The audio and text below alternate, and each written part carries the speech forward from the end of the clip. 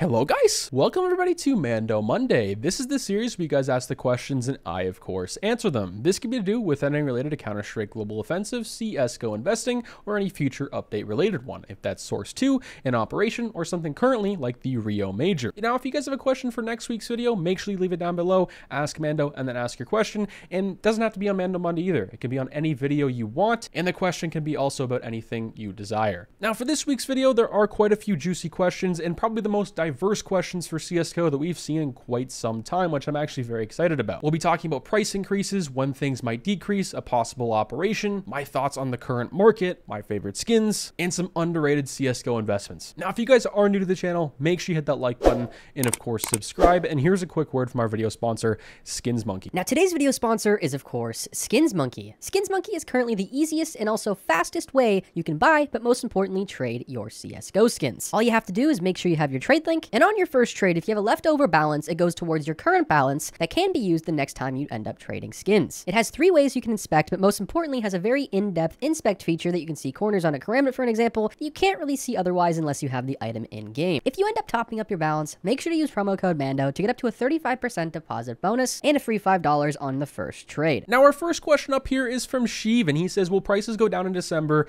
You never seem to reply to my comments nowadays, though. Buddy, I reply to most comments, okay? But I did see recently you commented the same thing 4 or 5 times in a row. So I'm sorry if I didn't comment the same thing to you 4 or 5 times in a row. But normally, if it's a question like this, I'll end up just hearting it or replying to it saying this will be answered in Mando Monday, because sometimes it's a big question to answer. Most things I do answer in comments are, of course, any positive or negative criticism, and that's obviously constructive. And also, if someone comments, let's just say for an example, I'm about to buy 2,000 Prisma 2 cases at $1 when they've just recently pushed up in price. This is just a hypothetical question. I'm probably going to comment and say, maybe you should wait the next few days not to do that. And then of course I'll answer it obviously again in Mando Monday. For your question, will prices go down? Very good one. I've also gotten this a lot recently. So if you guys are unfamiliar with the CSGO market, the past few years, CSGO has tended to usually go up around Christmas time and into the new year, especially during the February mark where it's Chinese New Year. China obviously has a huge presence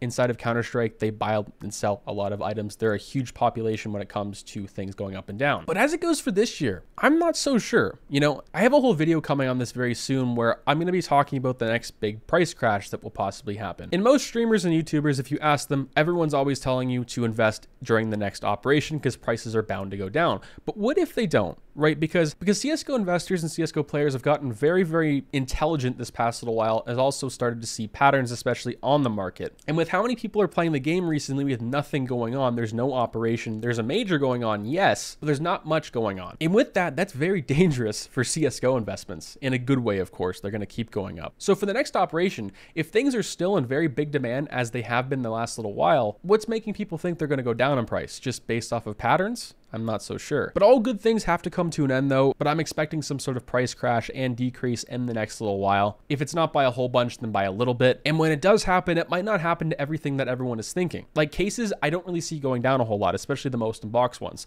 The clutch case could go down to 25 cents, but it's hard to tell because it is the most unboxed case. And part of the reason cases have gone so much up this year is because of the demand. It's no longer case hype. We just don't have enough capsules to supply the people who want to unbox them with how many people are coming into the game that have lots of money that are willing to spend that. Our next comment and question up here is from Lightning Farron XP. He says, Valve is definitely dragging their feet on whatever they're doing, that's for sure. I get Gaben has a perfectionist mentality, which is good for the final product. But if we don't get an operation or source 2 this year, it's going to be a major letdown, even if the next case is perfect in every way possible. So this has obviously gotten some traction, 12 likes. I obviously hearted it. I also replied to this when this comment was posted. I somewhat agree, but I also disagree. Like we previously stated in the last question, CSGO players aren't going anywhere. And I hate to say this, I don't mean to come off like this. I feel like I'm just the messenger in this situation, but it doesn't really matter if you, or let's just say I disappear from the game for an example. It's not really going to matter. People are going to take my spot. Someone else is going to take your spot if that's just another random guy playing CSGO who buys and sells items, for an example. The market is thriving, and that's what makes Valve a whole bunch of money. The community is also thriving.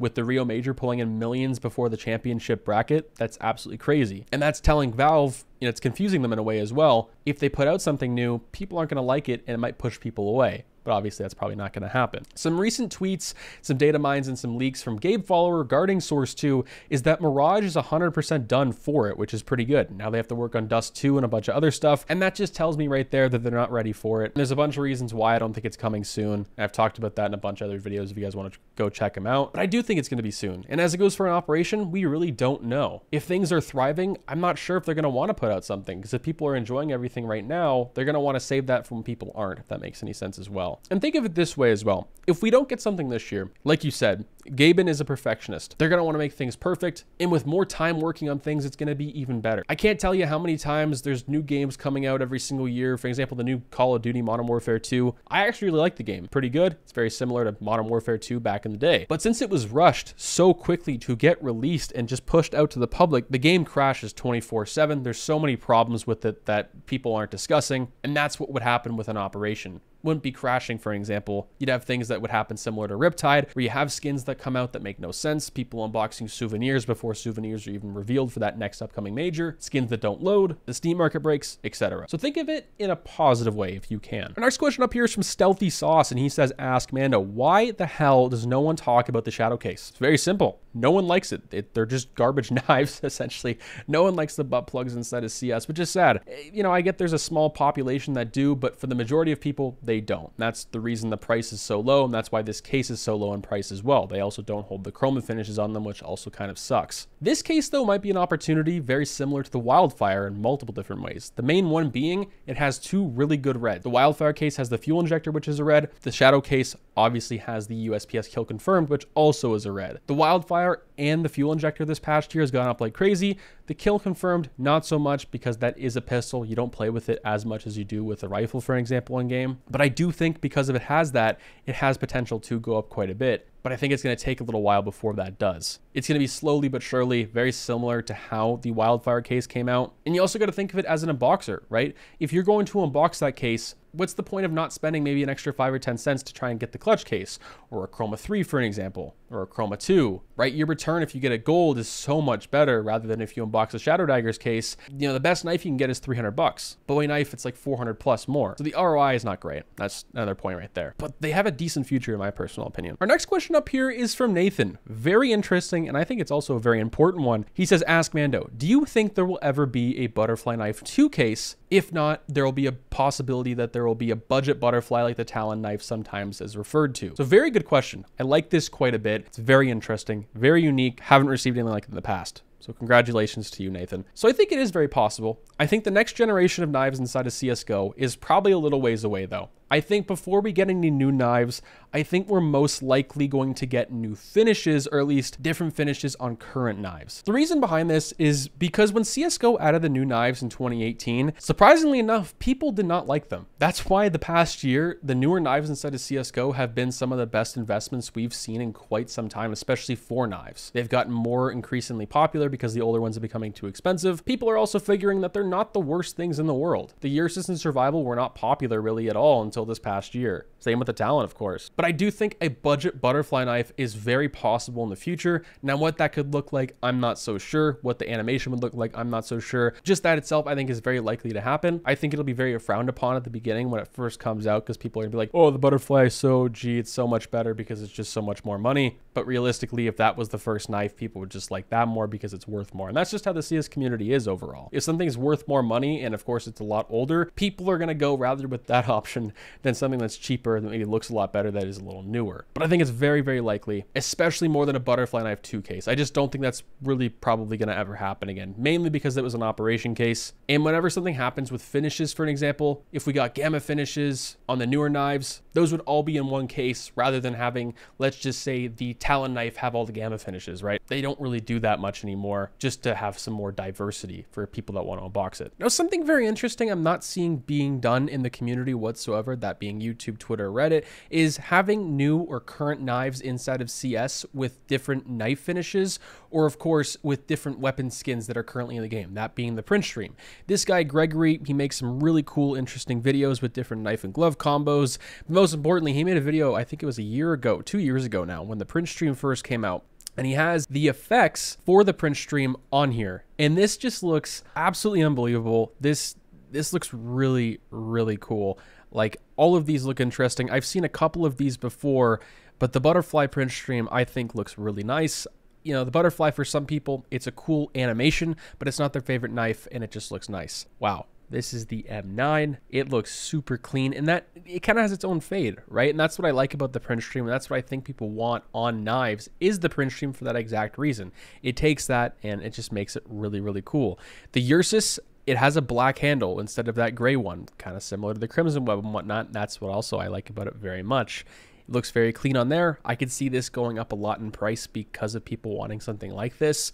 Let's take a look at the next one, the flip knife. Black handle once again. I hope they would do something like that. I think the print stream, for me personally, this is probably the next direction they're probably going to go in. The Karambit, also just a top G right here. This is my favorite. It looks like something very similar to the black laminate, but it's the print stream. The handle anyway looks very similar to the black laminate with those lines at the very top. And I'm wondering how floats would work with this, right? Would you have a clean corner in a Karambit? And here we are on the Talon. I don't really like the Talon, but I like the finish. The Talon for me, it's a weird knife. The pull-out animation, not my favorite. And of course, the last one is the bayonet. Will people start using this more? Who knows if this came out? Here we are. Looks super clean. Make sure you go check that guy out. Make sure you go check out this video. Link down in the description. Our next question up here is from Video Guru, and he says, is buying a knife right now worth it? Which knife is a good investment? So I also have a video coming on this very, very soon about knife investing, but also my buff purchases this past year, because I was very surprised in some of my returns. And with all that information, after editing the video, it getting ready to be posted next week, I found that the newer knives inside of CSGO, for me anyway, that I bought at the end of 2021 up until now, have been a better return. And that's not even for the best finishes on the newer knives either. The Talon knife Tiger Tooth, I bought it and held it for 3 months. It went up like $80. That's a pretty good return. So buying some of the newer knives, I think, would probably be a better option for you than getting maybe something a lot older, but those are guaranteed to go up because they are older, harder to get, but it might take a little time, and especially more time, to make that same return. Let me know what you guys think. Have you guys seen a huge return on some of your new knives, like this Talon, the Stiletto, and the Nomad, especially those three, because they're getting the most hype because of pro players using them? Let me know. Our next question up here is from Rogue Jetster. He says, Howl or D-Lower, and why? I'm probably gonna have to go with the Dragon Lore. I was around when the Howl was out, okay? It was cool. But the Dragon Lore off from the start, from when it came out with Cobblestone all the way back in the day, with everything that went on, and of course it coming into souvenirs, it just felt more special to me. And also the M4A4, it goes back and forth 24/7 with the A1S. It's going to be good, it's going to be bad. So you can't always use the M4A4 Howl either, which kind of sucks. And with the D-Lore and with the op itself, you can use it pretty much all of the time. And I think the D-Lore is just such a good looking skin. It's so unique, and it's so old and gold. And that's the reason I think it's gone up as much as it has been nowadays. It's old, it's gold, and it's absolutely beautiful. And you can also use it pretty much whenever, because they're never really going to nerf the op. Let me know what you guys think, Howl or D-Lore. Our next question up here is from Poppy, and he says, is it smart to invest into gloves? So very similar to the question we got about knives earlier, about especially knife investing right now, very similar to that, how I checked my buff prices, gloves also had a very, very big return this past year. And it was pretty much with all gloves, especially some of the most popular ones, such as sports gloves. It didn't matter what condition or float they were. You want to stick on the lower float side of things if you're going with the lower conditions. So the sports gloves, the specialist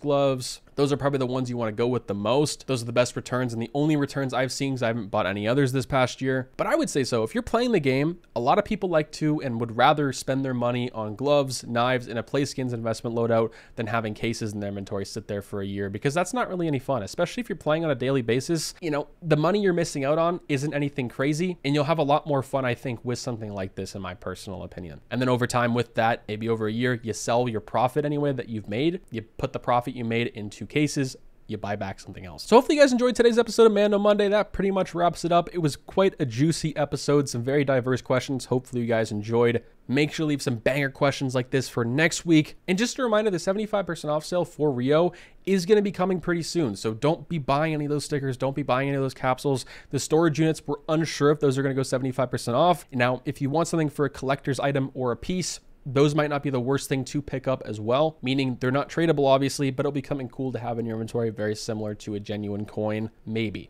That's just a maybe. I'll catch you guys in the next one. Peace out.